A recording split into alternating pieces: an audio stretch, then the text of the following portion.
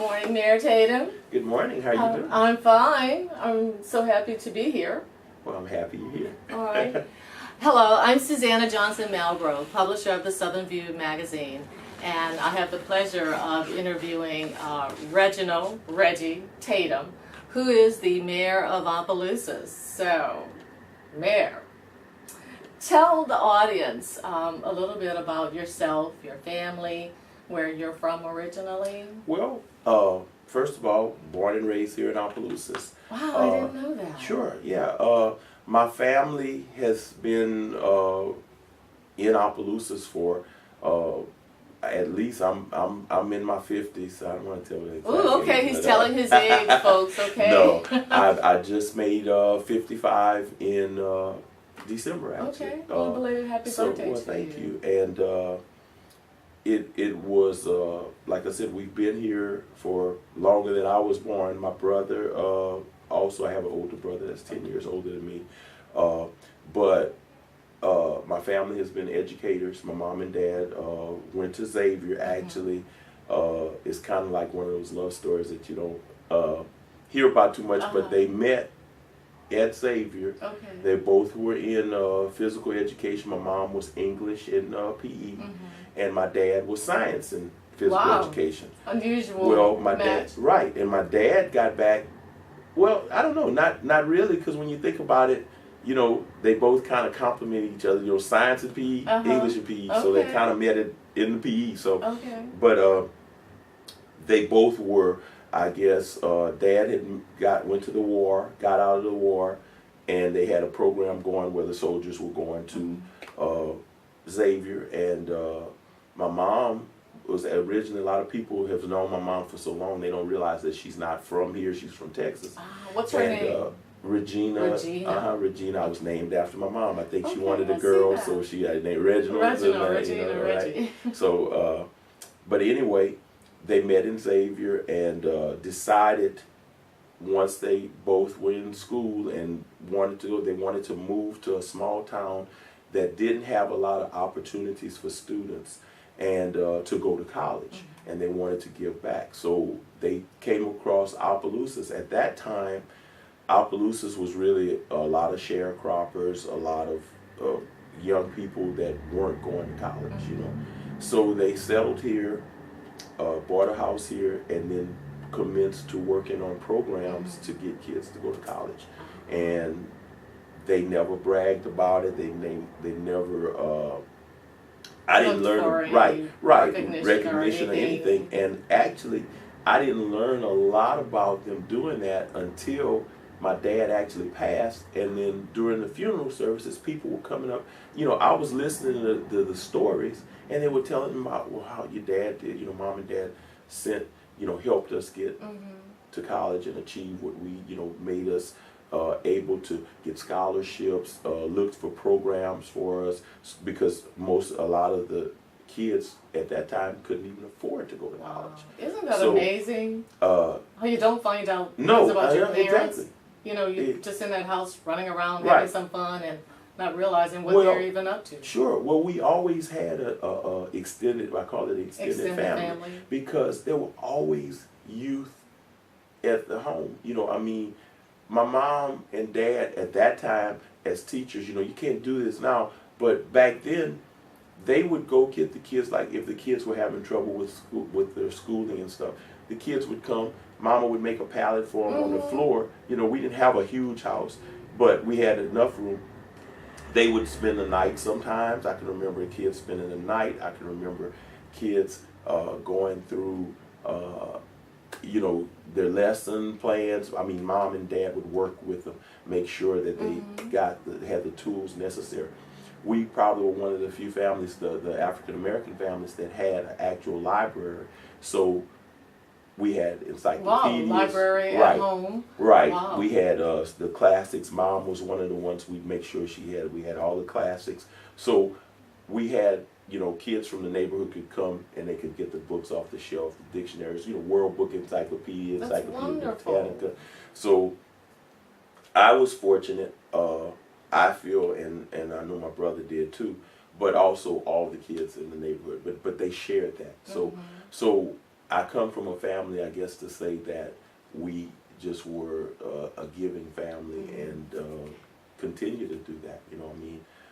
I'm blessed. My mom is 88 years old, Yeah, and that's a blessing.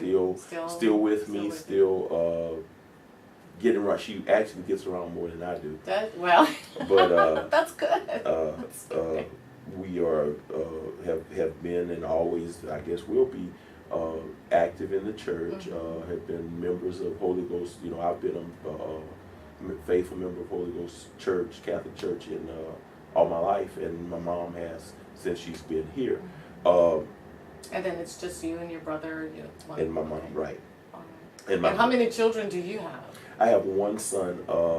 He graduated from Grambling, and he lived in Atlanta, and right now he's in Haiti, doing work in Haiti, doing missionary. He decided that he wanted to go to Haiti for a year or longer. You know, he's planning on, he's committed to a year now and helping the people in Haiti.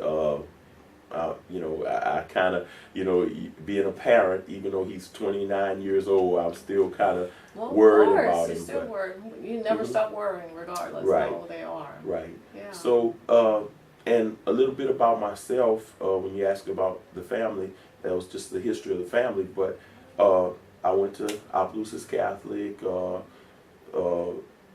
and from there I went into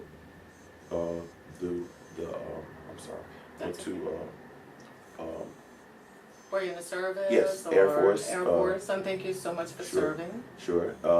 I also went to, at the time it wasn't UL, it was USL. I know, I was there too. Yeah.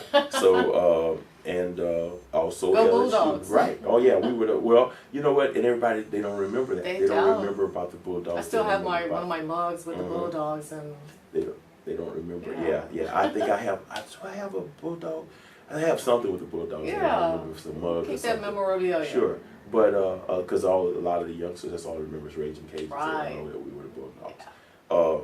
And that was kind of, actually, it was kind of funny because my mom and dad, when they first moved here, they were at St. Landry. Well, it was Old St. Landry Training School. And a lot of people don't remember that. I don't. That was before my time also. But then Mom and Dad ended up at J.S. Clark, which was the Bulldogs also. So we kind of had, a matter of fact, and so same mascot, same mascot, Bulldogs. And like I said, telling a little bit about myself. So then from there, I ended up moving to Houston, and I actually, and what I did in Houston was I worked at a laboratory. My major was microbiology. And I worked at a laboratory for a little while. Then I worked in streets. Well, actually, it wasn't streets; it was building inspection. Part of the aspect of what I did was we tested the building materials, concrete, asphalt, the structural integrity of these buildings. So I had the pleasure, actually. I could get to go on these big skyscrapers in downtown Houston. Texas Towers, I remember, was one of the, back then it was 88 stories, and being on top of that, at the very, I mean, it was so high, and it was like there was no outer wall. And I remember looking down on Houston and saying, wow, this is just awesome. But you know, that was interesting. I really enjoyed that. But from there, I ended up working at a chemical plant. Which was interesting also. I guess it would be. Right. Wow. And from there, I ended up at the chemical plant because I've always been kind of like an adrenaline junkie. So I ended up being on the fire and rescue team for the chemical plant. And I found out that was kind of like my true love, my true passion, that I really enjoyed rescue, that aspect, more than I want to say the firefighting aspect, because it really wasn't saving lives, but the rescue part was saving lives. We're learning to tie ropes. We rappelled off of these 100-foot towers. Love that. That was fun. Okay, that sounds like interesting for you. That height thing bothers Right. me. We go down the side of, rappel down the side. I mean, we even learned we go down head 1st and do all those kind of things. Wow. But being able to help people I realized that's what I was meant to do. Yeah. And from then on, after my dad passed, I decided my mom needed to come stay with me, being that she was by herself, and my brother was living in Houston also. So I said, okay, Mom, come stay with me in Houston, and I'll take care of it, whatever. How was she with that? Oh, no. Of course not. She had been here teaching over 47 years. Right. For all practical purposes, my mom started college at Xavier at 16. So from 16 years old on, she was a Louisianian. So actually, she spent more time in Opelousas than she actually spent living at home in Texas. Right. So, and you want to, just have her pack up and move to well, Houston. I mean, I was thinking about. I know where you were. Worried about her by herself, right? Yeah, exactly. But after much thought and talking to her and my brother about it, I said, okay, I need to move back home to Opelousas and take care of her, which I did. And my son and I at the time, I think my son was 12 years old, we moved back, and I told him, I said, son, we're going to move to Opelousas, and you're going to go to Opelousas Catholic, which he did, and he went to Opelousas Catholic, then he went to OHS for his final 2 years of high school, then he went to Grambling, graduated from Grambling. And then when you came back to Opelousas, what career opportunities were ahead for there you? was nothing at first. When I say nothing, when I moved back at first, it was kind of like, okay, what am I going to do in Opelousas? Interesting enough, my brother and I, my brother's wife is involved in the. She was a social worker, but she's also she has a master's degree in psychology. So we saw that there was a need in Opelousas, that there wasn't enough mental health programs going on. So after about probably a year of trying to figure out what role am I going to play in Opelousas, because I couldn't just sit around and not do anything. And I had your mother wouldn't let that happen. Well, but I actually had enough years. I had worked for the plant, chemical plant. About I had already vested, so I basically had retired. I had almost 20 years. So, and after doing that kind of work, it was like, okay, and I was there. I was really active in the church, and at Opelousas Catholic, being an alum, I was. At every football game, part of the booster club, helping. I was actually coaching, assistant coach at Opelousas Catholic. I was subbing at OHS and Opelousas Catholic. So I was busy. I was doing stuff, but keeping busy. But I really knew I needed to do more. So we opened up a mental health day clinic to help in Opelousas. We ran that. I think it was called Evolutions. Mental health.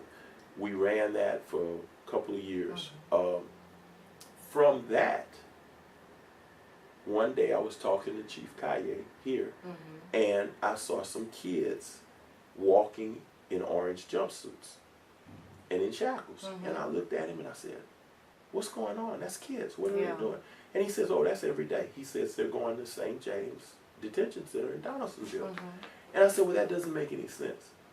I said, what do I need to do to stop this? He says, open up a place. I did a little research. We already had the building where we were doing mental health day for the day clinic, but they had an area in the back that was just right, the old Dupree Transport, that was just right to be house youth.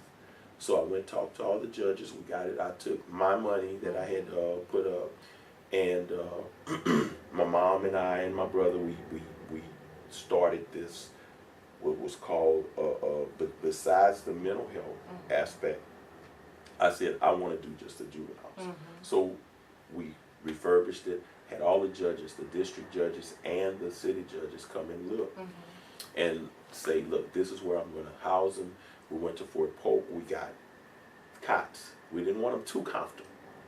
So we got cots, the army cots, the old army cots, blankets, everything for them.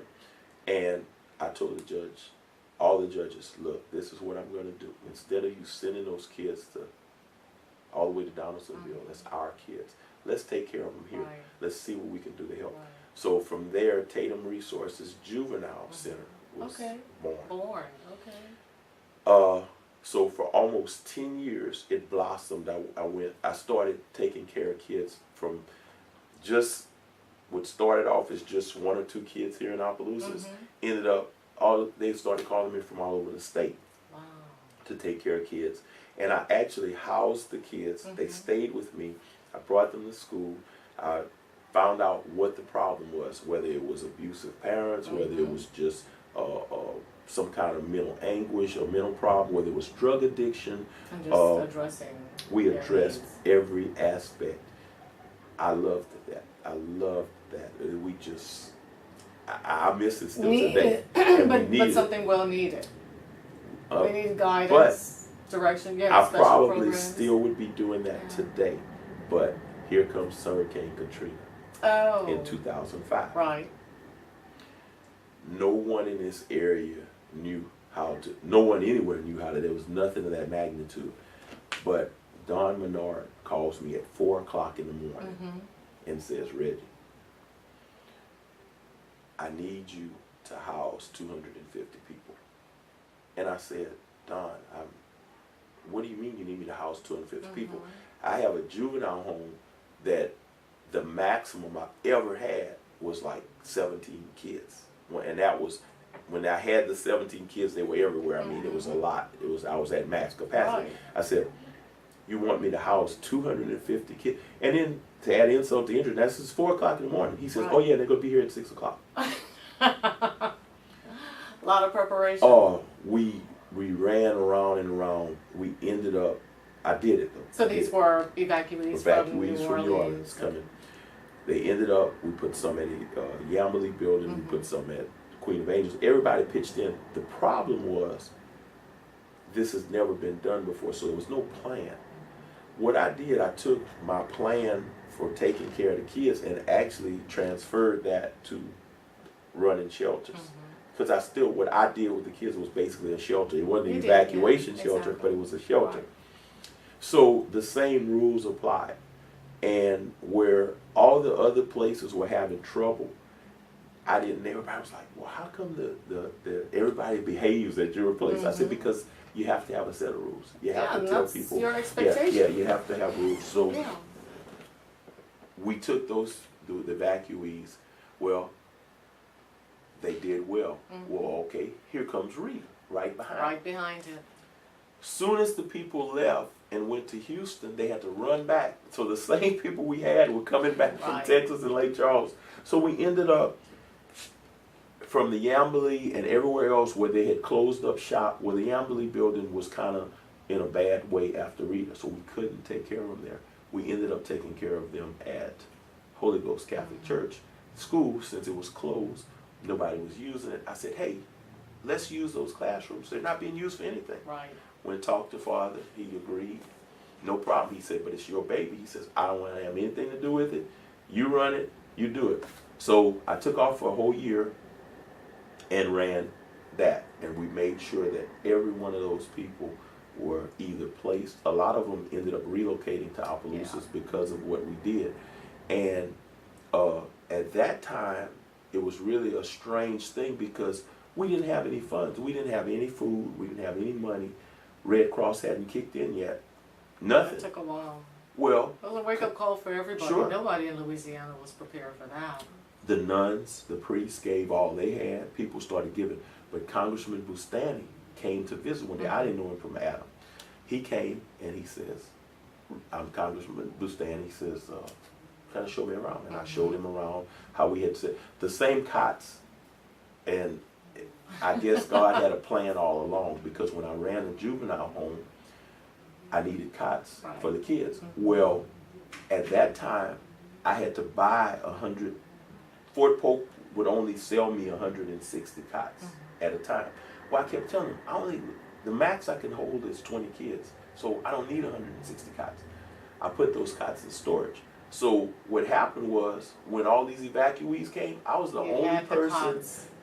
Nobody else had bedding and cots and stuff. I had them, you know. So that was part of the reason for Don Menard, who was the parish president at the time, coming up to me and saying, "Reggie, you can do it," you know. And I was like, okay.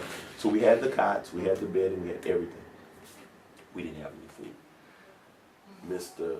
Congressman Bustani made one phone call. I never forget that.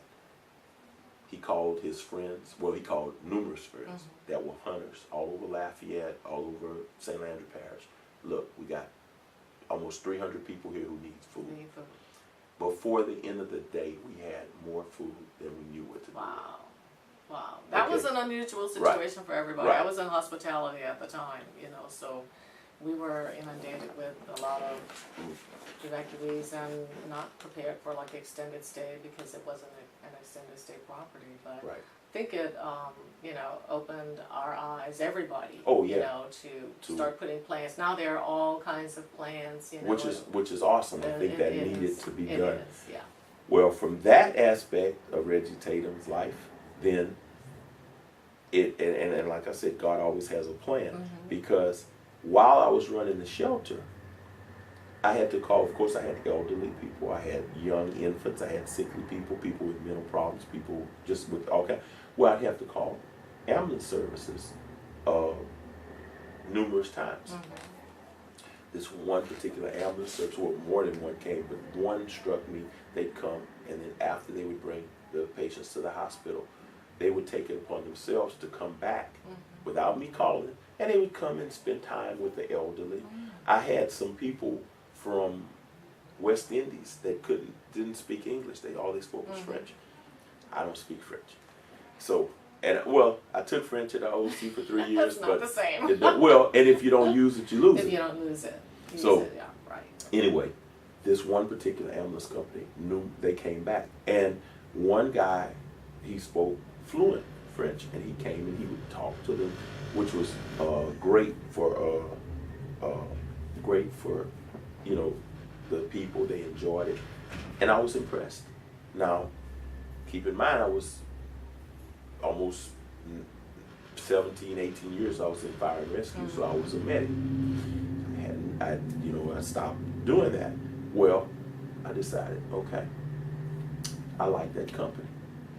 After we finally placed all of the people, the ones that were there from New Orleans and wherever, got them home safe and everything was done, and we closed up after a year, exactly a year after the hurricane crisis, I said, now what am I going to do? I stopped my juvenile. I had to actually stop. I stopped my juvenile center because I tried for a little while at first to do both, and I found I couldn't do it. I didn't do justice to the kids, and I was spreading myself too thin. So I had to make a choice. The choice was immediate to help the evacuees, and I did that. So here I went a year without doing anything, and in between that, somebody submitted my name to I think it was Channel 10 or whatever, whoever does the Jefferson Award. So I won the Jefferson Award for that. So it was like, okay. So I was like, okay. And I really didn't want, I was trying to stay out of the limelight. And I was like, man, I don't want that. Kind of like your parents, just do from your heart. Just do, right. Because, no recognition. Well, I was humbled, and from that, a lot of fraternities, sororities. I ended up getting I got all kind of humanitarian of the year, all these things, and I'm like, oh, stop it, I don't want that, and I didn't want, it's like, I don't want, that's not the kind of person I am. Anyway, so I ran into this time where it's like, okay, what now? What do I do? What does Reggie do now for a living? And I could have sat home and just lived off my retirement and not done anything. I said, okay. Then it hit me. That ambulance company that came, that they were so personable, they were so friendly. I went to talk to the owner, and I said, what do I need to do to work for you? He said, are you a medic? I said, yeah, I'm licensed in Texas, not here. So he says, well, go ahead and get your license here, and then come talk to me. Well, I did. I went, I just had to retest, which was easy. Actually, the test in Louisiana was easier than the test in Texas. The test in Texas, we had to learn knots. We had to do more. It was more of a knot tying rescue. There was a lot more. Here, we don't do rescue. We do just medicine, just emergency medicine. So a lot of the stuff that I had to do in Texas, I didn't have to do here. So it's like, okay, I got this. I got this. Well, I went talk to the company, and they right quick they hired and said, okay. So I started working on the ambulance and really, really loved it, working with the elderly, the youth, and whatever. Plus, it kind of fueled my adrenaline junkie. When we get a call, we like jump in the ambulance, run to the scene, an accident or anything, heart attack, whatever, plus just the thought knowing I'm saving lives, helping. That was awesome. During that time, I never had any aspirations of running for public office, being a politician, anything. But Opelousas had a problem. Opelousas had 24-hour liquor sales going on, 24-hour clubs going on. The neighborhoods were in crisis. I came and spoke to the mayor and to the city council about our neighborhood. I had elderly people that were coming to me and saying, what can we do? We can't get out of our houses. There's liquor bottles in the yards when we get up in the morning on Sundays. I mean, even my mom, I lived right on South Street. So when I would leave on Sunday mornings going to church, we had liquor bottles just littered all over the yard. Wow. At night, the boom, boom, boom from the base of the cars, it was just horrible.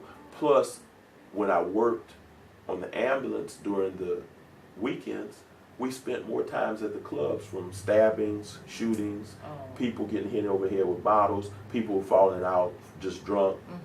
And a lot of the people were coming from out of town. So we just, it wasn't our local people, but they were coming because we were 24 hours. It was like, so when their clubs would close, they would come here. Well, I went to the council, and I said, we got to stop this. And I asked them to do something. Well, they ignored me. So you had to make a presentation to Right. them, speak to them. Right. Why they ignore you? Well, when I said ignore me, nothing was done. Nothing was done. So I said, okay. Once again, I was in a situation like when I asked Chief Kaye what can be done to do this. Well, when he told me I had to open up my own place. So my next question was, how can I help? How can I change what's going on? They said, well, you have to run for office. Wow. So, I mean, they just couldn't, like, pass a They law? refused. What would happen was I don't know if they were afraid or if they just... I mean, who passed the law to begin with? Well, they did, but keep in mind, 2 of the council members were club owners. Ah. So they were benefiting. And I saw it, I was like, wait a minute, this is not right. Self-fulfilling. So Reggie Tatum decides, well, I did 2 things. First, I started a petition. I had to get 2,000 signatures to close, to come back to revisit that ordinance about them opening 24 hours. Well, I got that. I got that easily. Then they decided, once they saw I had the numbers, then they changed the ordinance. They closed them. It wasn't 2 o'clock. It was at 2 o'clock normal time. Well, but then I decided I'd already started the ball rolling, needed to run for office. Wow. So I did. So you'd not held any other political position, No. office or anything out of all of that, Never. And then you probably felt that you had the support of the people in the community In as the well. community, right? Community. It was a lot of soul searching because, first of all, I'm not a politician. Never have been. It's a title now, but I've never felt like I was a politician. During that time, I didn't want to get involved because politicians get a bad rap. They get, every time you say, oh, that's just another one of those old politicians, whatever. But I didn't want that title. I wanted to be known as a caring person. I'm doing it because I'm a public servant. I'm not a politician. I want help. There is a difference, though, Right. I mean, because you've got, some politicians that are that's their career. Right. They're career politicians, you know, and then others, you know, like you said, you know, it's from the heart, there's something you want to accomplish, you know, so you kind of step out of that realm of being that politician. So there Right. is a difference, but, you know, you've got that negative connotation with Right. those lifelong And most politicians. people think of, Right. oh, that's just another one of those politicians. Anybody in Sure. any office. Yeah. So you have to prove them wrong. right, exactly. And so when I first ran, though, I didn't win. I was running against Mr. Hawkins. He had been a person and a good family friend. How long ago was that, the first election? That was 2000. That's a good question. I hadn't thought about that. It had to be. No, it's after 2005. Yeah. Right, This was like okay. 2007 Okay. or 2000. When did the president? 2008. Okay, 2007 I ran. Mr. Hawkins beat me by 20 votes. Wow, we always Okay. talk about folks, the Yeah, importance of voting. 20 votes. And it was funny because a lot of the people that voted came to me and they were so apologetic. Reggie, I'm so sorry you didn't win. And I said, but it's okay. It's okay. But someone would say, I didn't vote for you because I go to church with Mr. Hawkins So. and or whoever. Right. And I said, but that's okay. It's okay. I understand. They felt bad. And I told them, I said, it's not, as long as you're voting, you're doing what you're supposed to do. I said, and you're still my friend. And and that's the other thing that I wish people would get that out of their head. They think, well, if I don't vote for you, I'm not your friend. Or Right. if you don't vote for me, I'm mad at you. Right. I'm not your friend. But there's a lot of people that are like that. I explain to people all the time, you don't have to vote for me. That's okay. But you voted. But That's you the main voted. thing. And I'm still your friend. Right. I don't dislike you because you didn't vote for me. Yeah. So, unfortunately, Mr. Hawkins ended up passing from cancer right after. I mean, it was ironic. He didn't know when he was running he had cancer. After he got elected, he found out he had cancer. Got sick. We had another elect. Well, they appointed his wife temporarily until he, So, I waited out. My campaign was very, when we ran the first time, no negativity, no mudslinging, no anything. Clean campaign. And when Mr. Hawkins won, I called him, congratulated him. Hey man, great campaign. Best man won, the people spoke. I'm great with it. Whatever you need me to do to help you, I'm there. Okay, well, he thanked me. We still, like I said, family friends. Grew up, he lived one block over from me, so it was, no hostilities or anything. Well, when it was time to run again, when he passed, after he passed, and I had to weigh it out, his wife decided to run, so it was me, it was his wife, myself, but they also had like 4 or 5 other people. Okay, it ended up with his wife and I in the runoff. Same thing, good, clean campaign, we were family, friends. I ended up winning by a lot more than 20. And that's when I found myself, okay, you won, now what? Now what? Ironically, it was such a great win for me because it was the same time President Obama won. We had a victory party at, it used to be Cafe La Zinc, I think it was, and we had this big party. Well, also, Congressman Bustani was running. He won also. Now, keep in mind, staunch Democrat.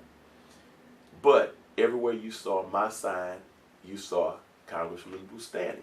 Well, that was a first for Opelousas because a lot of people called me and says, wait a minute, you're Democrat. Why are you aligning yourself with this Well, Republican? I said, because I said, and I explained to them, I said, you know why? Because when I needed him, when we had the evacuees, he was the only one that came forward, stepped forward, and took care of our people at Holy Ghost. I said, not only that, I said, he had never met me before.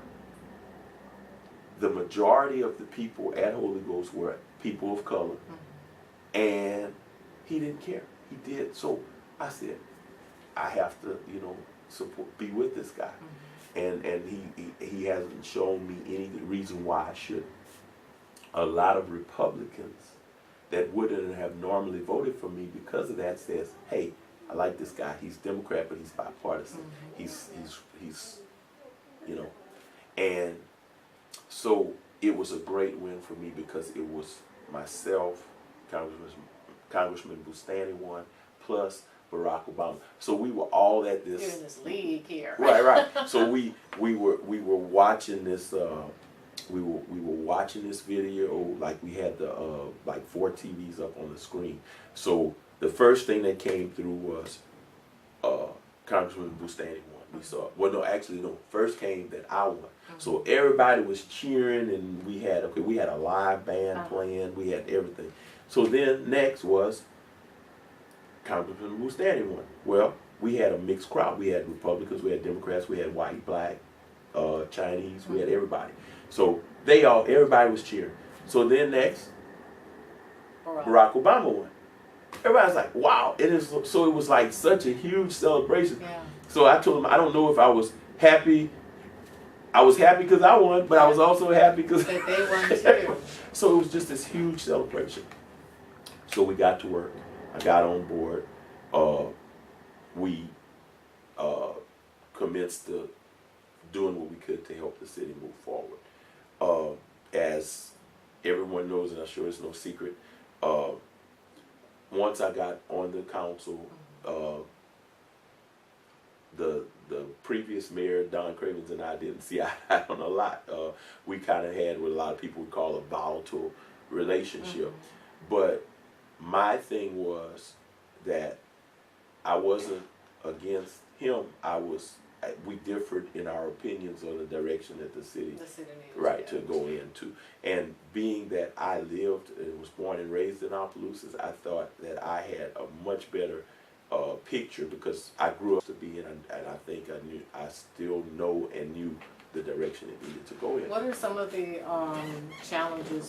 biggest challenges you've observed in Opelousas? The biggest challenge is, we have, for whatever reason, education has kind of gone on a decline. We have a lot of F schools, which we shouldn't have.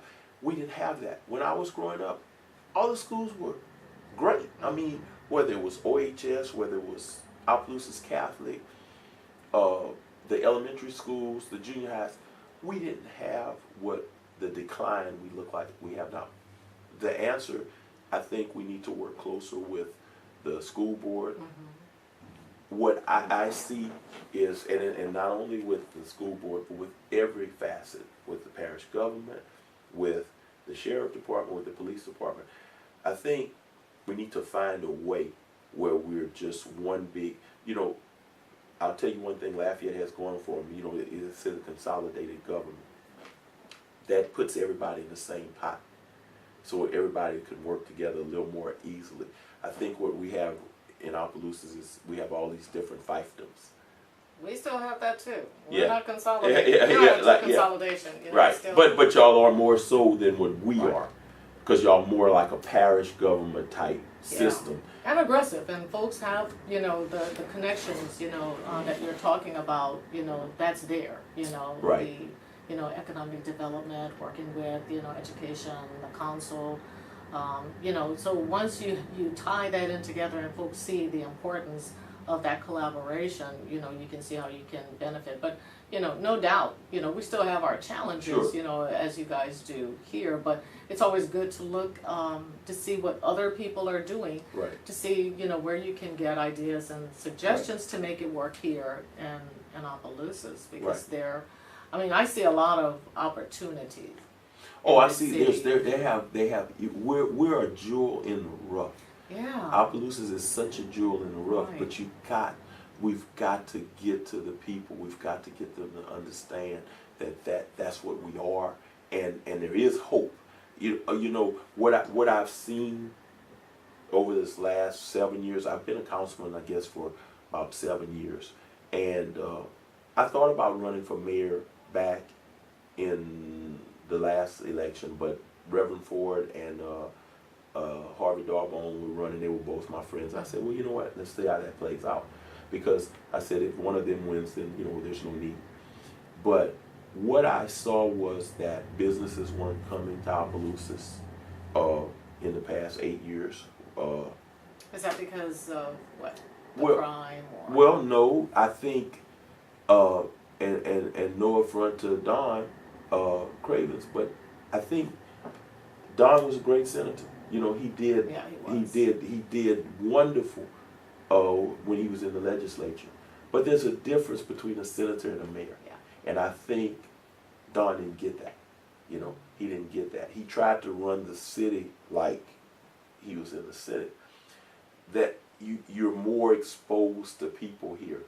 It's not like the Senate. You know, when you're in the Senate, you got your office in the Senate. You're gonna, you know, you don't have to deal with the public as much. No, I mean, you know, you make your bills. You know, Right. you go to the meetings and things like that. But running a city. Running a city is every day. Yeah. Every day you're and dealing you with have the to public. have hands-on. Right.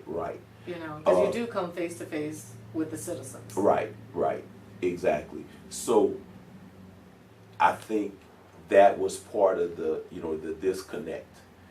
I think also because of whatever reason, there was problems getting along with the sheriff, with the, you know, school, with the different heads of the different departments, the parish government, whatever. I saw that there was no cohesiveness. None of them were getting, you know, they were all. So that's the first thing. I've always been friends. All those guys are my friends. Mm-hmm. You know, I mean, when I say friends, I mean all those guys. I call them, we talk, not just about politics, but about everything. You know, I mean, I'll call them sometimes, say, how you doing, guys, about what's going on with your family. I know their families. I know, you know, so there's more of a personal relationship. And ironically, most of those relationships come from my parents, because almost every one of those guys, with the exception of probably, well, now the parish president is different, and the sheriff, but like the school board, Mr. Brown, my mom and them taught him, and my brother went to school with him. So it was kind of a lot of the connections that I have are because of my parents, because of my background in them, you know, with their, whatever.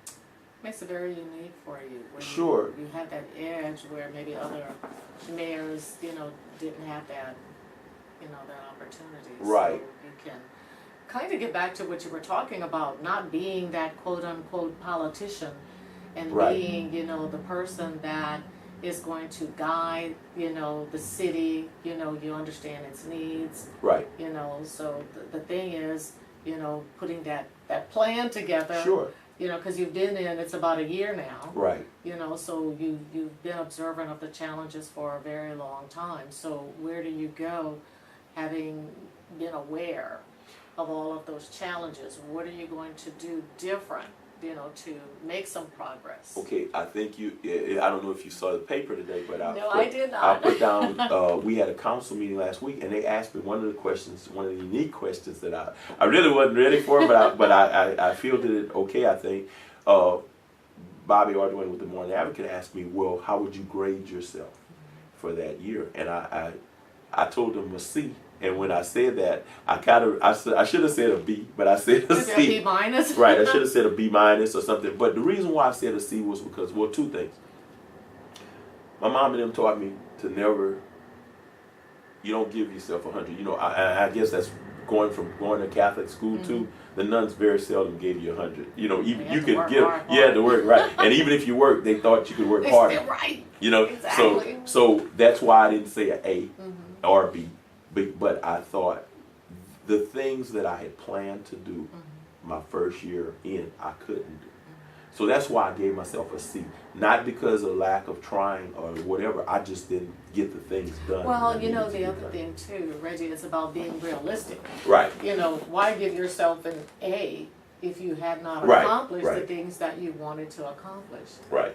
Exactly. So that's why I didn't do it. And when I said C, I said, well, I give myself a C because I'm average. I did get some things accomplished, but not what I spent more the first year putting out fires. We found out there was no, we owed huge amounts of money that I didn't know as a council member. So we found those out that there had been some things that weren't exactly correct being done. Isn't there like an annual audit?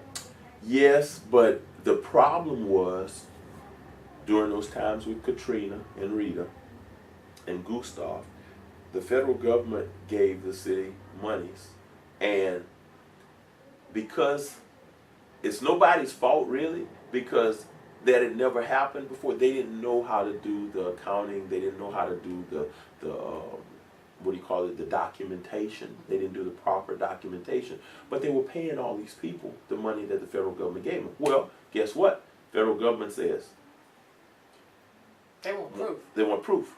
We have no proof. Have no proof. Okay, well, give us our money back. And unfortunately, we have to give them their money back because we have no proof that we did what we said we did with the money. Unreal. Well, so okay, how much, were you talking $400,000. Wow. Okay, so that was a big blow to my not only budget, my right. ego, Yeah. but my budget and everything else because I was it's falling brought. under your I administration. mean, here I am, and what I asked the government was, I said, well, why all of a sudden, why y'all coming now? They said, well, we've been trying to get it for. Well, no, they told me they've been trying to get it for 8 years. Really? They had been trying, and I fought, and I don't mind saying it on the record because I told them at the meeting, I fought Don because if my plan, and whether they agree to it or not, that's what we're doing. My plan is to pay them $25,000 a year for however long it takes to pay that money off. But if Don and them had done that, we wouldn't owe $400,000 by now. It's a big hit at right, one time. Right. So were they amenable to the $25,000? I don't know. I told them that's what they're going to get. I said you can't squeeze well, they blood can't from a break. turtle. They can't make right. Yeah. They can't. So can't they break have the no city. choice. Yeah. We're going to do it whether they want it or not. Well, some of that responsibility has to fall back on the federal government Yes. as well. Yes. As well. Right. I mean, okay, they could have been aggressive. They could have, offered, some type of plan. Right. To be able to get the money back and expecting somebody to pay that much. That's Sure. challenging. Sure. Yeah. So That's that's a challenging. big challenge. So that's, We also found out, we thought we had money from Congressman Bustani also had given the city of Opelousas, or not gave really, he got a grant, a $500,000 grant for the city for our parks and recreation system. Well, Don, being his senator in his senatorship, like he used to, Congressman Bustani and Don didn't get along. Okay, so whatever reason, they didn't use the money. Okay. That's so bad for the community. Grant money sunsets. Yeah. It sunsetted. Wow. We were told while I was a councilman, because this was one of the things that I was kind of noticing, and I brought it up in numerous times in council meetings. We need to use that money. We need to use that money. We need to use that money. They refused to use that money. I can't speak for Don, so I don't know why he didn't want to use the money, but they didn't use the money. We thought we had the money. His administrative assistant said she had gotten an extension. I believed it. I had no reason not to believe it. Well, when I got to be mayor, I found out that was a lie. We didn't get an extension. The money was not only had been sent back, they knew it had been sent back because both of them signed to send the money back. So the problem was we were spending the money we didn't have. We thought we were working on the part, thinking we had this money. Then all of a sudden we find out, you don't. no, it was sent back. Challenges. So Reggie. that was a challenge. Wow. That was a big blow because Yeah. this was over 200, maybe 250,000 or whatever, something like that. So we thought we had it, we didn't. So Okay, so your new year starts, where you've put the fires out, so are you ready? Like, what are your top 3 priorities, maybe for 2016? my top 3 priorities, first of all, is we've got to get businesses to come to Opelousas, okay? How do you do that? you have to be a salesman, first of all. Yeah. You have to be able to sell your city. You have to be able to show them that there's some reason. Why do I want to come? Why would I want to come to Opelousas? So we have I-49, we have 182, we have 190, we have 167. So we have 3 state highways and 1 major interstate. We're at a crossroads. We're centrally located in the state. I mean, Opelousas is probably about as central as you can get. Yeah. So we're equidistant from everywhere. Right. New Orleans, Baton Rouge, Lafayette, you know, I mean, everybody, it's the easy to major. get major. We're not too far, we're 2 hours away from New Orleans. 30 minutes from Lafayette, you know, Baton Rouge 1 hour, 45 minutes actually, only if you take 190. So there's no reason why. We have tons of land all Yes, you around Opelousas. Farmland that's Yeah. pretty much not being used. They just kind of doing it because there's no reason. So why wouldn't you want to come to Opelousas? Okay. We're close enough to Lafayette where you can get a workforce. I mean, if you don't have enough workforce here in Opelousas, you can surely get it from Lafayette, Eunice, the surrounding areas. Only problem I see is our roads. We need to, our infrastructure has been crumbling for probably the last 20 years. And no one has taken a step to do anything to help. Let me tell you what the main reason why everybody, this is the excuse. We don't have the money to fix it all. And you know what, but my answer to that is, okay, I can't fix it all, but I can fix some. You can start to So fix let's it. start. If Yeah. everyone does a little piece, eventually it will get Right. fixed. Yeah, you have to start somewhere. You have to start somewhere. So I plan. And then you've got new leadership, you know, in the Senate Right, and the right. representatives. That's another thing. I feel that with my personality and the kind of person I am, I'm friends. Matter of fact, Dustin Miller, he was one of the people that I coached at OC, and I was assistant coach and also teaching, you know, substitute teaching. So I've been knowing that young man for a long time. He's personal. His wife and his brother-in-law that was deceased, they spent a lot of time at my house. So I've been a personal friend of the family with his in-laws. Plus, like I said, I've known him, you know, great young man, got a lot of just potential just to do so much good for our area. I didn't personally know Gerald Boudreaux like that, but I'm real good friends with his brother Kenna. So Gerald and I have hit it off. We've already talked about what he can do for Opelousas. He's already saying, you know, he's going to have an office here. We're going to do so. Those kind of Julie Emerson, same thing. I've talked to her. I've just met her just since she's running, but she's offered. So I really think that together we're going to be a good team. Parish government, the president, and also the parish council members have all told me, look, Yeah. what can you do to And, help? you know, to me, I think when the community sees that, you know, the elected officials have a good working relationship and they're doing what they can for the community, that really sends a really good message Right. to them. So the next thing would be to, what is it that you can accomplish and how much you can, because as you guys start making some accomplishments, the citizens end up benefiting. Sure. You know, better Sure. jobs, better housing, you know, education. Well, let me say this. I've already talked to Mr. Brown about what we can do partnering with the school board also. And I mean, my question to all of them have been not what I can do for not what you can do for me, but what I can do to facilitate, to help you feel more comfortable, to help you accomplish your goals. Because if I help you accomplish your goals, well, it's a win-win. We all win, you know, because it's gonna play out where we all gonna benefit.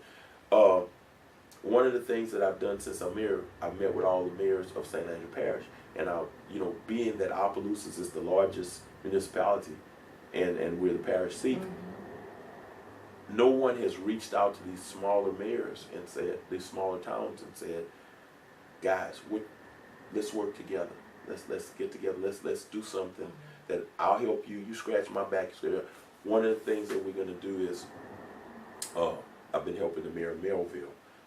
Because they're in dire straits. They have a lot of problems over there because they have no monies coming in, no sales tax. That's hard. That's very big challenge. So with her, seeing what we can do to offer assistance, the mayor of Sunset, the mayor of Grand Coteau, we're all friends, and it's awesome that we all spend a lot of time.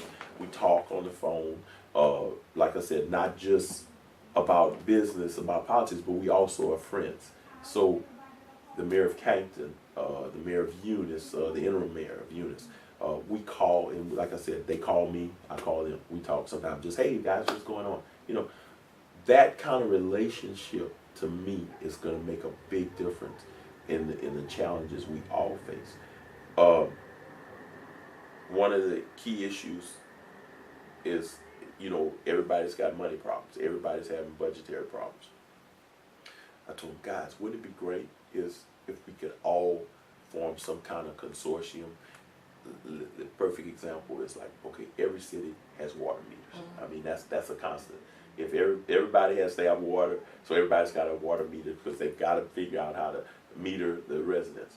I told them, well, why? You got that one, we got that one. Why don't we all buy them together as a pool, a big consortium? We're going to save all kinds of money. I mean, if that's ethically viable or if it's okay. I said, why can't, if I have an asphalt paving machine and you don't, why can't you do an intergovernmental agreement and borrow mine and make that happen?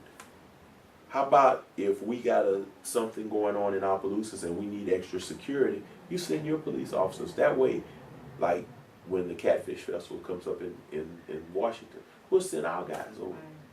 Saving money. It's a big plan. We all saving money. So it's a win-win for everybody. So if I can accomplish that, that's one of the things that I want to do, get everybody together. Everybody on the same page, everybody together. It's not impossible. No. I think folks have been trying that for years. I mean, I think Opelousas, like Lafayette, Iberia, and the surrounding areas, our bigger challenges are, the lack of that cohesiveness between leaders. Right. Working together, for a common good. Well, even you just brought that up. I think I'm the first one too. You saw me at Joe Robideau's inauguration. Right. My goal is to partner with Lafayette also. We're too close. Too close. Not to be partners. Right. We're too close. I'm good friends with even though we're not in the same parish, Brasso and Carencro. Yeah. Same thing. Partner. We're too close. I'm skipping a jump. We should be able. We should have a transportation system. There should be, even if it's one bus, I don't care. There should be a bus going between Lafayette and Opelousas and Carencro. There should be one bus. I think there's been some talk of that years and years ago, but it sounds like you may be on the path for making that happen. Oh, I'm working on it. We have our landfill out here is producing CNG, and they're running some cars on it now. They've already offered. I mean, so we have the capability. We have the fuel for free. So why not use it? So the next thing, my biggest deal is going to find a bus. Lafayette is already running those CNG buses. So I am going to do what I can do to try to get us a bus. And like I said, if we start out in one, we may start out with one bus at a time. Right. But let's get one. Let's get it started. Get it started. And from there, it may blossom. Or we may have just 2 or 3. But wouldn't it be wonderful if in the morning you could have a bus at 6 o'clock in the morning that goes from Opelousas to Lafayette? So if someone works in Lafayette or vice versa, in Opelousas, they can have a mechanism to get between Opelousas and Lafayette. And wouldn't that be wonderful? That would be very wonderful, very exciting. So, because once they get to Lafayette, they have the other bus line, so they can get to wherever they wanted to go. So that's my goal.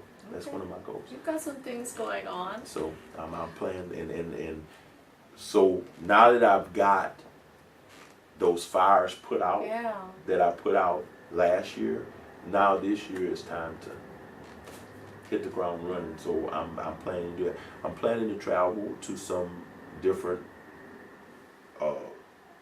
industrial powerhouses, what I call them, to tell them, come to Opelousas, build your plants here. I mean, why not build a plant here? There's a city in, I want to say, is it Mississippi or Alabama? I forgot where it is. That city's population was like 1,400 people. Okay. Their mayor went after one of these car, I think it was a Nissan plant. And, you know, now the Nissan plant employs like 10,000 people. So, so right away their population jumped. But just think what that did for that town sales tax. With they having a Nissan plant, you know, with a 10,000 or 5,000 people. Just to, you know, I mean, it's going to impact all these areas. You know, economic development, housing, construction, school, education, the schools, everything. So there's no reason why we can't be going after those kind of. I have to say, you know, I'll give kudos, you know, to LEDA, Lafayette Economic Development Authority. I mean, to me, they're like on the cusp of, you know, bringing a lot of businesses to the area. So I was going to ask, do you guys have? We have SLED, which is called St. Landry Economic Development. If they have not partnered with Greg Otro and LEDA, they should. They should. Yeah, they should. And that's one you of know, the and things. Find out how are they able to, you know, bring these large corporations to Lafayette. I talked to Joy Durrell. I had the pleasure of going. That was my first time actually sitting down with Joy. We went to Quebec about to promote the tourism from the French cultural aspect, to get them to come to our area and vice versa. And I had the pleasure to sit down and talk to him, and that was my first time in a year getting to sit down and talk to him. And I said, I told Joy, I'm not going to make that same mistake with Joe. I'm going to hit him first, quick, and we're going to have a constant relationship where we can, in a dialogue with him, so I can make sure that he gets not, you know, so we can stay on the same page. Right, because, you know, the businesses they bring to Lafayette ultimately impacts, you know, Opelousas and the surrounding areas, as well as, you know, when you bring out, you know, to this area. So exactly. The networking opportunities are there. It's about, like you're doing, taking the initiative, you know, to being in contact with people and just getting the ball rolling. That's it. That's it. Wow. Okay. It's just been very interesting, very eye-opening. I know I'm taking all your time. No, it's all good. I mean, I got to know you a lot better, and I'm glad the audience had an opportunity to get to know Mayor Tatum. So, again, it's been a pleasure. It's been interviewing you. I enjoyed it. And I could talk about that. That's the problem. I know. You know, and a lot of people. Matter of fact, your audience some of y'all may remember. I had a TV show called Healthwise. Really? Where I interviewed all the different doctors and anybody from the medical profession. So I'm used to talking. I can talk all day. So that's it. Yeah. So you know. All right. Well, I just wanted to let you know, you can find the Southern View on our website, thesouthernview.wordpress.com. You can also find us on Facebook, like us, so this interview will be aired, and it's been a pleasure. I'm going to give you an opportunity to have some closing comments, and just to let you know, I am not going to let him go on and on and on. Right, because I was going forever. He'll go on, but it's, again, a pleasure. Go ahead. Okay, well, I just want to say thank y'all for listening and allowing me to kind of share my story a little bit with y'all, because I don't get a big opportunity to tell people my story and where I came from, my humble beginnings, and hopefully y'all will be hearing a lot from me in the future. And Opelousas is on the move, and we're moving forward, and we're going to continue to grow.